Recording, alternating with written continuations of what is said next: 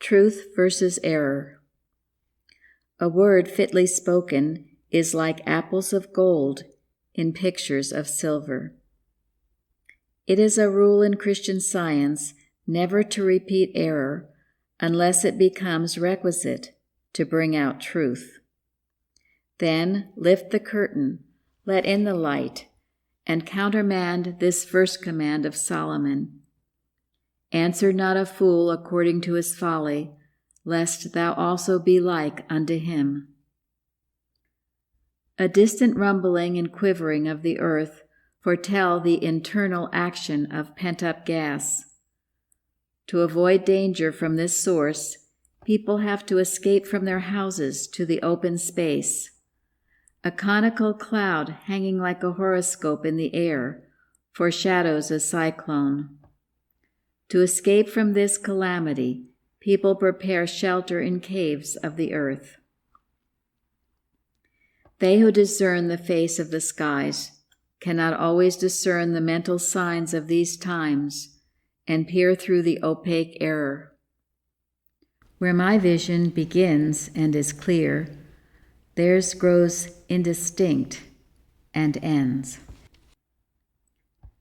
There are diversities of operation by the same Spirit. Two individuals with all the goodness of generous natures advise me. One says, "Go this way." The other says, "Take the opposite direction." Between the two I stand still, or, accepting the premonition of one of them, I follow his counsel, take a few steps, then halt. A true sense, not unfamiliar, has been awakened. I see the way now. The guardians of his presence go before me. I enter the path. It may be smooth, or it may be rugged, but it is always straight and narrow. And if it be uphill all the way, the ascent is easy, and the summit can be gained. God is responsible for the mission of those whom he has anointed. Those who know no will but his take his hand, and from the night he leads to light. None can say unto him, "What doest thou?" The Christian Science Journal was the oldest and only authenticated organ of Christian Science up to 1898. Loyal scientists are targets for envy, rivalry, slander, and whoever hits this mark is well paid by the umpire. But the scientists aim highest. They press forward towards the mark of a high calling. They recognize the claims of the law and the gospel. They know that whatsoever a man soweth, that shall he reap. They infringe neither the books nor the business of others. And with hearts overflowing with love for God, they help on the brotherhood of men. It is not mine, but thine they seek. When God bids one uncover iniquity in order to exterminate it, one should lay it bare, and divine love will bless this endeavor and those whom it reaches. Nothing is hid that shall not be revealed. It is only a question of time when God shall reveal his rod and show the plan of battle. Error left to itself accumulates. Hence, Solomon's transverse command, "Answer a fool according to his folly, lest he be wise in his own conceit." To quench the growing flames of falsehood, once in about 7 years I have to repeat this, that I use no drugs whatever, not even coffea, coffee, dia, tea, capsicum, red pepper, though every day, and especially at dinner, I indulge in homeopathic doses of natrum muriaticum, common salt.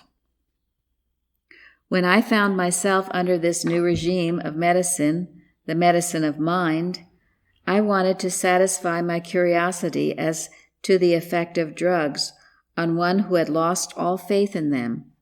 Hence, I tried several doses of medicine, and so proved to myself that drugs have no beneficial effect on an individual in a proper state of mind. I have by no means encouraged students of the Massachusetts Metaphysical College to enter medical schools, and afterwards denied this and objected to their entering those schools. A student who consulted me on this subject received my consent and even the offer of pecuniary assistance to take lessons outside of my college, provided he received these lessons of a certain regular school physician, whose instructions included about 12 lessons, 3 weeks' time, and the surgical part of midwifery. I have students with the degree of MD who are skillful obstetricians. Such a course with such a teacher would not necessitate essential materialization of a student's thought, nor detract from the metaphysical mode of obstetrics taught in my college. This student had taken the above-named course in obstetrics when he consulted me on the feasibility of entering a medical school, and to this I objected on the ground that it was inconsistent with Christian Science, which he claimed to be practicing. But I was willing, and said so, that, notwithstanding my objection, he should do as he deemed best, for I claim no jurisdiction over any students. He entered the medical school, and several other students with him. My counsel to all of them was in substance the same as the foregoing, and some of these students have openly acknowledged this. In answer to a question on the following subject, I will state that I preached 4 years and built up the church before I would accept the slightest remuneration. When the church had sufficient members and means to pay a salary and refused to give me up or to receive my gratuitous services, I accepted for a time $15 each Sunday when I preached. I never received more than this, and the contributions when I preached double that amount. I have accepted no pay from my church for about 3 years, and believe that I have put into the church fund about $2,000 of my own contributions. I hold receipts for $1,489.50 paid in, and the balance was never receipted for. I temporarily organized a secret society known as the PM, the workings whereof were not terrible and too shocking to relate. By and with advice of the very student who brings up the question of the society, it was formed. The PM, private meeting, society met only twice. The first subject given out for consideration was this: there is no animal magnetism. There was no advice given, no mental work, and there were no transactions at those meetings, which I would hesitate to have known. On the contrary, our deliberations were as usual, Christian, and like my public instruction. The second PM convened in about 1 week from the first. The subject given out at that meeting was, in substance, God is all, there is none beside him. This proved to be our last meeting. I dissolved the society, and we have not met since. If harm would come from the consideration of these 2 topics, it was because of the misconception of those subjects in the mind that handled them. An individual state of mind sometimes occasions effects on patients which are not in harmony with science and the soundness of the argument used. Hence, it prevents the normal action and the benefit that would otherwise accrue. I issue no arguments and cause none to be used in mental practice, which consign people to suffering. On the contrary, I cannot serve 2 masters, Therefore, I teach the use of such arguments only as promote health and spiritual growth. My life, consecrated to humanity through nameless suffering and sacrifice, furnishes its own proof of my practice. I have sometimes called on students to test their ability and meet the mental malpractice, so as to lift the burdens imposed by students. The fact is that for want of time and for the purpose of blessing even my enemies, I neglect myself. I never have practiced by arguments, which perverted are the weapons of the silent mental malpractice.